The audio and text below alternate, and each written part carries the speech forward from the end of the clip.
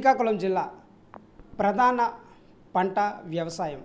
శ్రీకాకుళం జిల్లాలో ఎక్కువగా వలసలు వెళ్ళే జిల్లాగా పేరునొందింది.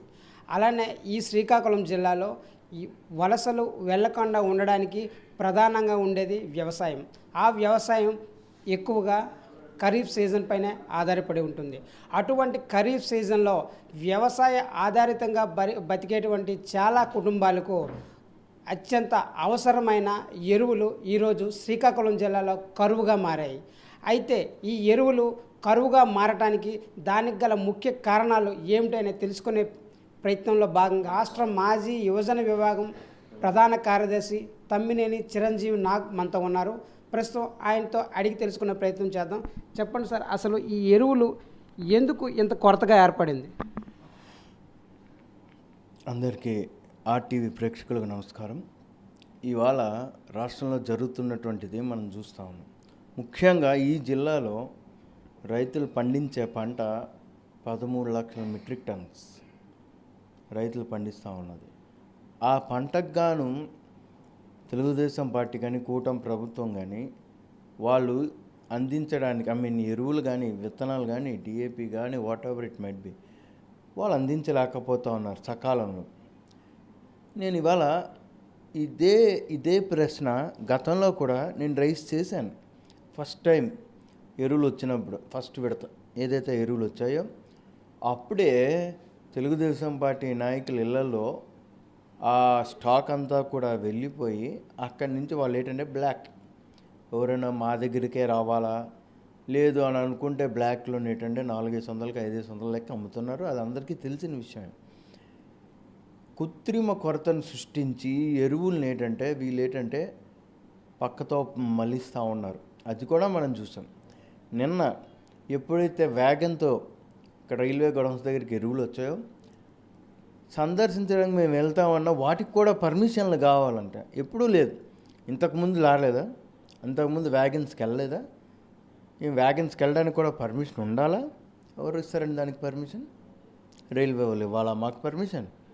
ఎరువులు అన్నది సరే అక్కడ పర్మిషన్, రోడ్డు మీద వెళ్ళినటువంటి ఎరువులు లారీలు మేము ఆపితే దానికి పర్మిషన్ ఉండదు కదా. ఆపి దొరికిన కాడుకు ఈ రైతులందరూ కూడా తీసుకొని పోతే ఆ పరిస్థితి ఇవాళ ఇక్కడ దాపరిస్తూ ఉంది. డేటా లేదా అండి వీళ్ళ దగ్గర? గతంలో వైఎస్ఆర్ కాంగ్రెస్ పార్టీ అధికారంలో ఉండేటప్పుడు రైతు భరోసా కేంద్రాలను ఏర్పాటు చేసి ఆ రైతు భరోసా కేంద్రాలకు సంబంధించినటువంటి ఎరువులు విత్తనాలు కానీ పంట కానీ ఎంతైతే పంట ఉందో ఆయా ఆర్బీకే పరిధిలోకి వచ్చేటువంటి పంట ఎంతైతే ఉందో వాళ్ళందరూ కూడా ఈకేవైసీ ద్వారా నమోదు చేసుకుంటే ఖరీఫ్ సీజన్ కంటే ముందే ఎరువులు కానీ విత్తనాలు కానీ ఇవన్నీ కూడా అందుబాటులోకి మేము తీసుకొని వచ్చాం. ఆనాడు ఎటువంటి కొరతని కానీ ఆనాడు ఎరువులు ఎక్కడ దొరకట్లేదని కానీ రైతులు కానీ ఇబ్బంది పడలా. బ్లాక్ మార్కెట్లో కొనుక్కోవాల్సినటువంటి అవసరం కూడా లేకుండా మేము చేసాం.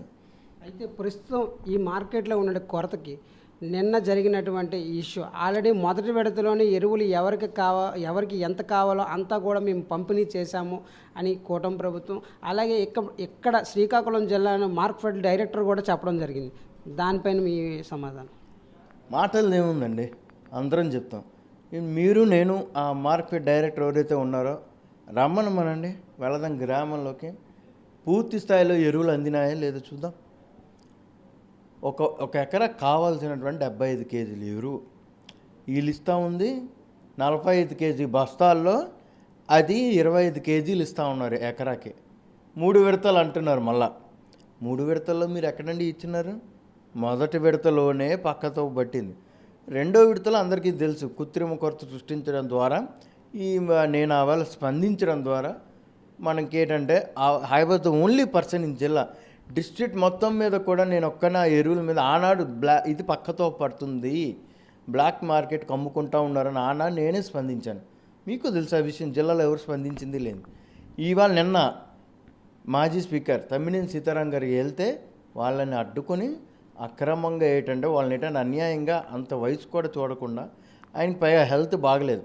హెల్త్ బాగలేకపోయినా సరే ఇప్పుడు వచ్చినటువంటి వ్యాగన్ మొన్న నైట్ వచ్చింది, అప్పుడే స్టార్ట్ అయిపోయింది డిస్పాచ్. నిన్న ఇవాళకి ఉంటుంది ఆ వ్యాగన్లోని డిస్పాచ్ అన్నది. అంటే ఈ వ్యాగన్ ఏదైతే వచ్చిందో ఈ 1500 మెట్రిక్ టన్నుల ఎరువు అనేది వ్యాగన్ ద్వారా వచ్చింది. ఇవి ఏ ఏ జిల్లాలకి ఇవ్వాలి అని ముందుగానే వాళ్ళకు ఒక గైడ్ లైన్స్ ఉంటుంది. ఆ గైడ్ లైన్స్ ప్రకారమే వాళ్ళు సిద్ధం చేస్తున్నారు. మీరు తెలుసుకొని అక్కడికి వెళ్ళడం జరిగిందా? అక్కడ వ్యాగన్ వచ్చిందన్న విషయం మాకు తెలిసిందండి. తెలిసిన తర్వాత మేము అక్కడికి వెళ్ళాం. అంటే ఏంటి లోడ్ ఏంటి, మంచి ఏంటి, చెడ్డేంటి, ఎంత వచ్చింది, ఎంత ఆమ్దాలస్ కేటాయించినారు, మీరు ఎంత బూర్జకు కేటాయించి, మొత్తం కాన్సెన్సీ ఆమ్దాలస్ కాన్సెన్సీకి మీరు ఎంత కేటాయించినారు. ఎందుకంటే మేము అడుగుతామండి, ఇట్స్ మా రైట్ అది. ఎందుకంటే ఇక్కడి నుంచి 3 జిల్లాలకు వెళ్తుంది అది. విజయనగరం కానీ మన్యం జిల్లా కానీ ఇక్కడి నుంచి వెళ్తుంది కదా. సాక్షాత్ ఏవో గారే ఆయన చెప్పారు, ఏమని ఇక్కడి నుంచే డిస్పాచ్ అవుతుంది సార్. మళ్ళీ చూడండి వీళ్ళు ఎటువంటి పాత్ర పోషిస్తూ ఉన్నారంటే, సరే నో డౌట్ ఇక్కడి నుంచి జిల్లాలకు వెళ్తే అది నేను అడగట్లా. కానీ ఫస్ట్ ప్రైవేట్ వ్యక్తులకి ఇచ్చేటువంటి ఇంట్రెస్ట్ సకాలంలో గవర్నమెంట్ నడుపుతున్నటువంటి పెద్ద మనుషులు రైతులకు అందించాలని లేదా? మార్కెట్కి ఇచ్చారు, okay fine, I'm not denying that. మార్కెట్కి ఇవ్వాలి, ఆ సంస్థ ఉంది కాబట్టి దానికి ఇవ్వాలి, నేను కాదంటే. పిఎస్సిఎస్లు ఉన్నాయి, వాళ్ళకి ఇవ్వండి ఎరువు, వాళ్ళ ద్వారా కూడా విక్రయించుకోవచ్చు కదా. ప్రైవేట్ ఎందుకు? ఆ ప్రైవేట్కి ఇచ్చినటువంటి ప్రయారిటీ మీ డైరెక్ట్గా ఆర్బీకేలోకి మీరు అందుబాటులో తీసుకొని వచ్చి రైతుకే డైరెక్ట్గా ఇచ్చేయండి, తలనొప్పి లేదు కదా. మరి గతంలో ఎటువంటి ఇష్యూ లేదు కదా, ఇప్పుడు ఎందుకు వస్తుంది ఇది ఎరువుల మీద ఇంత పెద్ద ఇష్యూ? ఎక్కడ నాట్ ఓన్లీ సీతారాం గారు, ఈ రాష్ట్రం మొత్తం మీద చాలామంది వైసీపీ నాయకులు ఎరువులు రైతులకు దొరకట్లేదన్న ప్రస్తావన అనేది వచ్చింది కదా. అంతెందుకండి, ఇవాళ వచ్చినటువంటి మన మీడియా సోదరులు కానీ వాళ్ళు రైతులే కదా పండించుకో. నువ్వు రైతే, నేను రైతే. ఈ దేశంలో ఉండేటువంటి అత్యంత ప్రథమ పౌరురాలైనటువంటి రాష్ట్రపతి దగ్గర నుంచి కింద స్థాయి మనిషి వరకు కూడా అందరూ రైతు బిడ్డలమే కదా. మనందరం రైతులే. సకాలంలో ఎరువులు అయితే అందట్లేదు కదా. అదే కదా మా బాధ. డేటా లేదా, కావాల్సినంత డేటా ఉంది. ఆర్బీకే కేంద్రాల్లోనే ఆ డేటా ఉంది. ఆ ఏవోకి తెలియదండి. పోనీ ఏవో ట్రాన్స్ఫర్ అయినాడు అని అంటే గతంలో పనిచేసినటువంటి వాళ్ళే కదా. ఇదే ఏవో కంటిన్యూ అవుతుంది ఈ ఆమ్దాలకి. అయితే ఈ ఎరువుల కొరత రావడానికి పరిశ్రమల వద్ద ఏమైనా ఎరువులు ఆ ఉత్పత్తి తగ్గుతుందా, లేదా వీళ్ళు మా ప్రైవేట్ పరం చేయడానికి ఉత్పత్తి లేదు అని ఏమైనా నెపం పెట్టే ఉద్దేశం పూర్వకంగా చేస్తున్నారని మీకు ఏమైనా అనిపిస్తుంది? ఇప్పుడు నిన్న మనం వెళ్ళాం అక్కడికి వ్యాగన్ దగ్గరికి. నేను వ్యాగన్స్ దగ్గరికి వెళ్ళేసరికి ఏవో గారు వచ్చారు, సమాధానం చెప్పాల్సిన బాధ్యత అయితే అనుకుంది. వచ్చారు, పిలిపించాం, వచ్చారు. రైట్. మేము ఏం అడిగామండి, ఈ ఆంధ్రప్రదేశ్ నియోజకవర్గానికి ఎంత రిక్వైరబుల్, మీరు ఎంత కేటాయించారు అని. ఆల్రెడీ ఒక ఇంత కేటాయించేసాం సార్, కొంతే ఉంది అని. ఏంటా ఎంత కేటాయించడం, మీ దగ్గర డేటా లేదా అంటే డేటా చూపించారు. అక్కడికి నిన్న వచ్చినటువంటి 1500 మెట్రిక్ టన్స్లో 500 మెట్రిక్ టన్స్ అని సైడ్ పెట్టేసి మన జిల్లా కోసం కేటాయించారు సార్, అది సైడ్ పెట్టాము అన్నారు. రైట్. మీరు ఈ 4 మండలాల మున్సిపాలిటీకి సంబంధించి ఇవాళ నేను ఒకే అడుగుతున్నా, 4 మండలాల మున్సిపాలిటీకి సంబంధించి మీరు ఎంత ఎరువు ఇచ్చారు, ఇంకా ఎంత ఇవ్వాల్సి ఉంది? 500 మెట్రిక్ టన్నులు మీరు పట్టుకొని మీరు ఏది ఇస్తారు? ఇవాళ ఏంటంటే ఆర్బీకేలకి ఏంటంటే మీరు పంపించినటువంటి ఎరువుల్లో కేవలం 25 కేజీలే ఇవ్వండి అని చెప్పేసి ఏంటంటే డైరెక్షన్స్ ఉన్నాయి. అది జరిగే పని. మన జిల్లాలో ఇక్కడి నుంచి అందరికీ వెళ్ళి ఇక్కడ రైతులకి ఏంటంటే అన్యాయం జరుగుతూ ఉంది. ఆమ్దాల్వలసలో 500 మెట్రిక్ టన్నులు సరిపోతాయా చెప్పండి మొత్తం నియోజకవర్గం మొత్తానికి? అయితే ఈ గోడౌన్స్లో ఉన్నటువంటి ఈ 500 మెట్రిక్ టన్నులు ప్రస్తుతం అయితే ఎవరికి కేటాయించారు. అది కేటాయించే వరకు వైఎస్ఆర్సీపీ ప్రభుత్వంపై పోరాటం చేస్తుందని నిన్న తమ్మినేని సీతారాం గారు పత్రికా ముఖంగానే చెప్పడం జరిగింది. ఏ విధంగా మీరు పోరాటం చేయబోతున్నారు? మేము పోరాటం చేయడానికే నిన్న వెళ్తే అడ్డుకున్నారు కదా మమ్మల్ని. అట్లీస్ట్ ఆ వ్యాగన్స్ దగ్గర మాకు ఆ వ్యాగన్స్ వరకు కూడా వెళ్ళనివ్వలే. అట్లీస్ట్ ఆ లోడ్ అవుతున్నటువంటి ఆ లారీల దగ్గర కూడా మమ్మల్ని పోనివ్వలే. వెళ్ళనిస్తేనే కదా మేము ఏం పోరాటం చేస్తామో, మేము ఏం చేస్తామో తెలిసేది. వెళ్ళి అక్కడ కూర్చునే అవకాశం కూడా డిపార్ట్మెంట్ మాకు ఇవ్వకపోతుంటే పోలీసులు వస్తున్నారు, మీరు చూశారు వాళ్ళు ఎట్లా నిర్బంధించారో.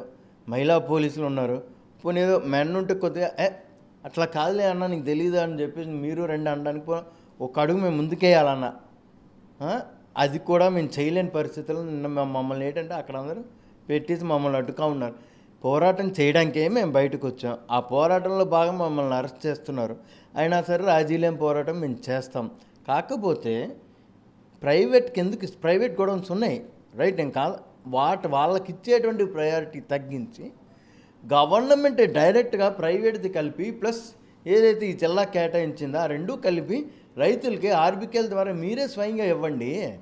అది కదా నేను అంటాను. ప్రైవేట్ వ్యక్తులకి ఇచ్చేది తగ్గించి మీరు స్వయంగా ఇవ్వండి, తప్పట్లేదు కదా. ఈ ప్రైవేట్ వ్యక్తులకి ఏదైతే వెళ్తుందో ఈ ప్రైవేట్ వ్యక్తులకి వెళ్ళే ఈ ఎరువుల మళ్లింపు చర్యలను మీరు అడ్డుకునే ప్రయత్నాన్ని ఏ విధంగా చేయబోతున్నారు?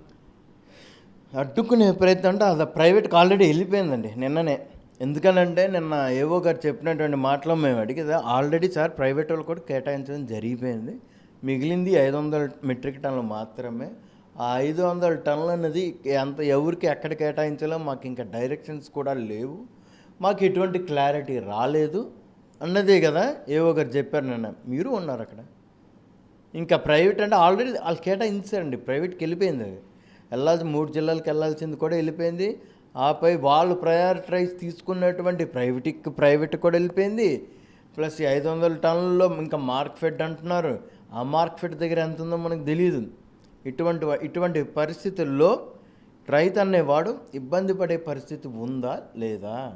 అంటే కూటమి ప్రభుత్వం రైతు ప్రభుత్వంగా రైతే రాజును చేస్తామని వాళ్ళు చెప్పే మాటలు పత్రికల వరకు కొటేషన్ల వరకు మాత్రమే ఉండబోతున్నాయని మీరు అనుకుంటున్నారా? ఎస్, ఖచ్చితంగా. నేను అంటాను, మీరు వైఎస్ జగన్మోహన్ రెడ్డి గారు సరే ఆయన ఒక వ్యవస్థను తీసుకొని వచ్చారు, ఆ వ్యవస్థ పట్ల మీరు నిరంకుశంగా వ్యవహరించడం మానేసి ఆ వ్యవస్థలో ఉండేటువంటి అడ్వాంటేజ్ని మీరు తీసుకొని ఆయన కంటే బాగా కూడా మీరు పరిపాలన చూపించండి. ప్రజలు కోరుకునేది పరిపాలనే కదా, అవునా కదా? ఇవన్నీ గాలికి వదిలేసి ఏమంటే మేము రైతు భరోసా ఇస్తున్నాం కదా, మీరు రైతు భరోసా ఇవ్వండి వద్దనట్లా, కానీ రైతులకు కావాల్సింది పంట. ఆ పంట పండించాలి అని అంటే ఎరువులు విత్తనాలు సకాలంలో అందించాలి. అది కాలం చెల్లిపోయిందని మీరు అందించినా దానికి ఉపయోగం లేదు కదా, అవునా కదా? సో నేనేమంటానంటే ఖచ్చితంగా ఇదే ప్రభుత్వం రైతే రాజు అని చెప్తుందే, కానీ ఈ కూటమిలో ఉండేటువంటి తెలుగుదేశం పార్టీ అధినాయకుడు చంద్రబాబు నాయుడు గారు వ్యవసాయమే దండగా అన్న వ్యక్తిత్వం కూడా అయింది, అది మాత్రం మర్చిపోకండి. ఇవాళ చూస్తుంటే అదే పరిస్థితి, వ్యవసాయం దండగన్నట్టుగా ఉన్నారు వాళ్ళు కూడా. రైతులకి ఎరువులు అందట్లేదు, విత్తనాలు అందట్లేదు, డిఏపి అందట్లేదు, అన్ని రకాలుగా ఇవాళ రైతు అనేవాడు ఇబ్బంది పడుతూ బ్లాక్ మార్కెట్లో కొనుక్కుంటున్నాడు. ప్రభుత్వం దగ్గర దొరకట్లేదు ఎరువు, బ్లాక్ మార్కెట్లో విచ్చలవిడిగా దొరుకుతాం. పిఎస్సిఎస్ కేంద్రాలకు వెళ్తే రైతులను కుక్కలు చూసినట్టు చూస్తూ ఉన్నారు. రైతు అన్నవాడు అన్నం పండించేవాడు ఏంటంటే ఇవాళ ఇబ్బంది పడే పరిస్థితికి వస్తుంది. గౌరవనీయులైనటువంటి శాసనసభ్యుల్ని నేను ఒకటే హెచ్చరిస్తూ ఉన్నా, సకాలం ఎరువులు చెల్లించకపోతే మీకు కూడా రేపు తగిన మూల్యం మీరే చెల్లించుకుంటారండి. ఎప్పుడు ఇటు వ్యవస్థకు అతీతులు కాదు ఇక్కడ. మనం పనిచేసేదే ప్రజల కోసం. వాళ్ళకి సకాలంలో మనం అందించకపోతే ఖచ్చితంగా ఇదే ప్రజలు నీకు బుద్ధి చెప్పే పరిస్థితి కూడా దగ్గరలోనే ఉంది. ఎందుకు తొందరపడిపోయింది? 1 సంవత్సరం పోయి 2వ సంవత్సరం కూడా ఇవాళ వచ్చేసింది. సరే ఇవాళ ఆగస్టు పోయి సెప్టెంబర్లో అడుగు పెడతా ఉన్నాం. చూస్తాం అలా కళ్ళు మూసుకొని తెచ్చేలోపు 5 సంవత్సరాలు కూడా పూర్తయిపోద్ది. అందుకు మేలుకొని ఇప్పటికన్నా తెలుగుదేశం పార్టీ నాయకులు మేలుకొని బ్లాక్లో కాకుండా ప్రైవేటీకరణ కాకుండా మీరేడంటే ఆ ఎరువుల్ని మీరే పంచండి, ప్రభుత్వమే డైరెక్ట్ రైతుకి అందించేటువంటి ఏర్పాట్లు చేయండి అని చెప్పేసి కోరుకుంటా ఉన్నాం. Thank you. చూస్తున్నారు కదా, రైతులకు సకాలంలో అందాల్సిన అయితే ఎరువులు ఏవైతే ఉన్నాయో ఇది మార్కెట్ ద్వారా కానీ లేదా పిఎస్సిఎస్ ద్వారా కానీ లేదా రైతు భరోసా కేంద్రాల ద్వారా కానీ సకాలంగా అందించాలని, బ్లాక్ మార్కెట్ తరలిపోకుండా కూటమి ప్రభుత్వం చర్యలు చేపట్టాలని చిరంజీవి నాగ్ గారు ముక్తకంఠంతో ఏదైతే ఈ కార్యక్రమంలో ఏవైతే రైతులకి ఎరువులు అందని కార్యక్రమం ఉంటే తమ పోరాటం ఆగదు అని చెప్పి ఈ సందర్భంగా తెలియడం జరుగుతుంది. కెమెరామ్యాన్ రామకృష్ణతో రవికుమార్, RTV, అహ్మదాబాద్. సార్ తెలుగులో ఫాస్టెస్ట్ న్యూస్ ఇప్పుడు కొత్త అవతారంలో 5 సెకండ్లోనే పూర్తి వార్తా సమాచారం మీ చేతిలో. సోషల్ మీడియా ట్రెండ్స్ మీ కళ్ళ ముందుకే live TV and voice search ఆప్షన్స్తో ఇప్పుడే డౌన్లోడ్ చేయండి. యాప్ లింక్ డిస్క్రిప్షన్లో ఉంది.